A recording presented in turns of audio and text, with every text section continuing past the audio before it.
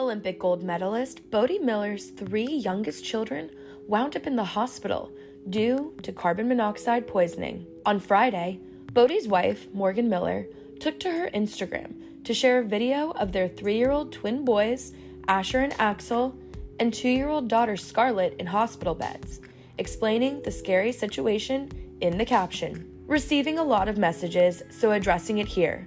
2 weeks ago, we had a crane at our house to remove our broken hot tub. Asher, Axel, and Scarlett innocently stood on the front step of our house to watch the action, which resulted in them getting carbon monoxide poisoning due to the lack of airflow in our driveway, landing them in the ER. They were on high-flow oxygen for over 4 hours. It was a terrifying experience, but thanking my lucky stars, they are okay. This isn't the first time one of Bode and Morgan's little ones landed in the hospital. Back in December, Asher suffered a febrile seizure, which is a convulsion in a child that is caused by a fever and occurs in young, healthy kids, according to the Mayo Clinic. At the time, Morgan posted to her Instagram story about the scary moment with their son, writing over a pic of Bode and Asher, "Life is constantly walking a knife edge, and it's not something we are unfamiliar with. Yesterday, Asher had a febrile seizure, which scared us half to death. We took that same ambulance to the same hospital we took Emmy to, but this time we got to leave with our child." In the caption, Morgan was referring to she and Bode's late daughter Emmy, who died in a drowning accident at 19 months old in June 2018. Last month, the Olympic skier took to his Instagram to mark the 5-year anniversary of Emmy's death, posting a multitude of photos and penning, "It's been 5 years.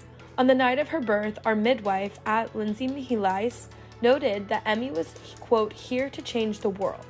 5 years after her loss, I can see it. Emmy was fearless, determined, and fierce from the moment she was born. We miss you, Emmy. 19 months was never going to be long enough to hold you in our arms." Besides the late Emmy, Asher, Axel, and Scarlett, Bode and Morgan also share 4-year-old son Easton and 7-year-old son Nash. And the Olympian has 2 other children from previous relationships, 10-year-old son Nate and 14-year-old daughter Dace. Access Hollywood's Mario Lopez and Kit Hoover chatted with Bode back in 2019, and he opened up about predicting they would have twins, and gave a heartfelt update at the time on how he and his family were doing after Emmy's death. When I was in my early 20s, I was trying to figure out sort of the path I was going to take in skiing. There was not really much of a template before that. I was kind of breaking new ground a little bit in the U.S. and yeah, it was kind of out of the blue. I'd never thought of it, and I wasn't sure that I was going to get married. If you'd asked my mom and sisters at that point, it was like the furthest thing from anybody's mind. We were just talking about them. Yeah. So, and yeah, I pretty much at that point knew it. I told my mom, sisters, bunch of friends, and they were all like, "Yeah, you're ridiculous," or whatever. And then here we are 20 years later or so, and 5 boys. yeah, we'll see. It was also that they're going to be born on my birthday, which is coming up October 12th. So, October we have another 2 weeks or so, and then the full scope of the premonition comes true. Yeah. Okay, fellow Libra. So, true, you spent half your time in Montana and also in LA, correct? Why did you decide to do that?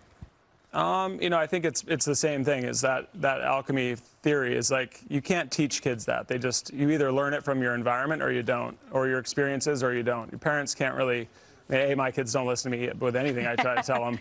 But I think nature and just that environment of small towns, and it provides a different level of kind of you know, an environment for learning for kids. And I've recognized that now after looking back on the way I was raised, and obviously I couldn't do what my parents did. I don't know how they pulled that off. But my wife and I both felt like it was really important that we at least integrate into nature that way and share that part of it. We love Southern California and we'll always be here as well. But that part of the world and that's, you know, that side of nature, that really raw elemental thing, I think teaches your kids stuff that you could spend your entire life trying to, you know, get them, and they can just be there and they figure it out in weeks or months, you know. Yeah. You and your wife, Morgan, had the unimaginable happen, losing your daughter. How is everybody? Yeah, I mean, I think, you know, it's something that doesn't go away. So I think we're going to always be dealing with it. But I think you do get acclimated to it. And I think, again, and keep hitting on alchemy, it's like that kind of suffering or whatever you do, you can change it into whatever you choose. You can either embrace it and just keep it as it is, and some people will do that for the rest of their life, and there's nothing wrong with that if that's what they choose. But in our case, we kind of redirected it into, you know, the love for our kids and the path we took with advocacy and yeah, you're also educating a lot of trying to people, change things and try to, you know, and then also motivation. I mean, ultimately, you know, you need motivation on a daily basis, and when you have as many kids as we are going to have, you need that, like, it needs to be a driving force that you kind of embrace, and getting up every day and going through that routine with maximum output is the goal, and I think it is a fuel. I mean, if you change it into that, it can be an amazing fuel. Bode, but what are some tips you can give other parents out there? Just that. I mean, you know, the engagement with your kids is so critical. Everyone knows that sort of in their mind, but then on a functional basis, in reality, every day, there's tons of times where you'd be like, you know, your kid wants to throw a ball or jump on the trampoline or do something, and you kind of just want to watch the news or watch TV or you're doing something, and trying to figure out what in your life can make those moments kind of poignant, where they actually click of like, this is that moment, because it's not going to happen again. And there's always ways to make stuff fit, and I think most parents are capable of a lot more than they think. Everyone feels, I mean, everyone feels overwhelmed from day one till usually, as far as my mom would tell you, till now. And you know, all of us doesn't go away. No, and so, you know, finding those ways where you can truly like make the moments special, and that comes from motivation. Either comes from inspiration or determination, stubbornness. You know, some people can transmute anger into, you know, from their upbringing or things that happened in their past into something really